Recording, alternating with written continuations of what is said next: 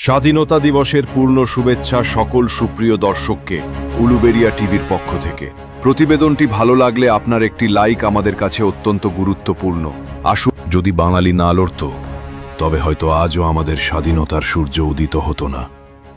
15ই August শুধু ভারতের নয়, বাঙালিরও এক গর্বের দিন।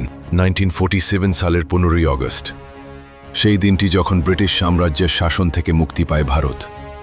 কিন্তু স্বাধীনতার এই সুবর্ণ অধ্যায়ে বাঙালির অবদান কিভাবে ইতিহাসের পাতায় লেখা হলো তা আমরা অনেকেই ভুলে যাই।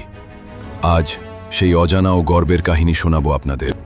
1800 শতকের শেষের দিকে বাংলার মাটিতে জন্ম নেয় স্বাধীনতার বীজ। অরবিন্দ ঘোষ, বাঘা যতীন, ক্ষুদিরাম বসুর মতো বিপ্লবীরা অস্ত্র তুলে নেন ব্রিটিশদের বিরুদ্ধে। ক্ষুদিরাম মাত্র 18 বছর বয়সে নিজের প্রাণ দিয়ে প্রমাণ করেন স্বাধীনতার জন্য জীবন দেওয়া সবচেয়ে বড় গর্ব। নারী শক্তির অবদান প্রীতিলতা ওয়াদ্দেদার, বীণা দাস, মাতঙ্গিনী হাজরার মতো নারীরা হাতে তুলে নেন অস্ত্র ও পতাকা। মাতঙ্গিনী হাজরা শেষ নিঃশ্বাস পর্যন্ত বন্দে মাতরম উচ্চারণ করে ব্রিটিশ পুলিশের গুলিতে শহীদ হন। ভাষা ও সংস্কৃতির ভূমিকা কথা যদি বলেন, রবীন্দ্রনাথ ঠাকুর তার কলম দিয়ে জাগিয়ে তোলেন স্বাধীনতার চেতনা।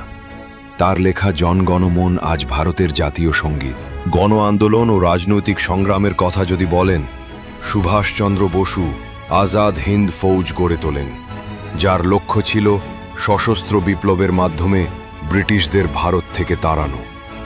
তোমরা আমাকে রক্ত দাও, আমি তোমাদের স্বাধীনতা দেব। এই স্লোগান শুধু বাংলায় নয়, পুরো ভারতের স্বাধীনতা সংগ্রামে আগুন ধরিয়েছিল। 15ই আগস্ট শুধু স্বাধীনতার প্রতীক নয়, এটি ভারতীয়দের রক্ত, ঘাম ও আত্মত্যাগের ফল। তাই এই দিনে জাতীয় পতাকার দিকে তাকিয়ে মনে রাখা উচিত স্বাধীনতার স্বাদ পেতে কত মানুষ নিজেদের সবকিছু বিসর্জন দিয়েছিলেন। সবশেষে এটাই বলতে চাই, আমরা গর্বিত, আমরা ভারতীয়, আমরা গর্বিত, আমরা বাঙালি। আমরা ভুলছি না, ভুলব না শহীদের রক্ত ঝরানো সংগ্রামের কথা। জয় হিন্দ।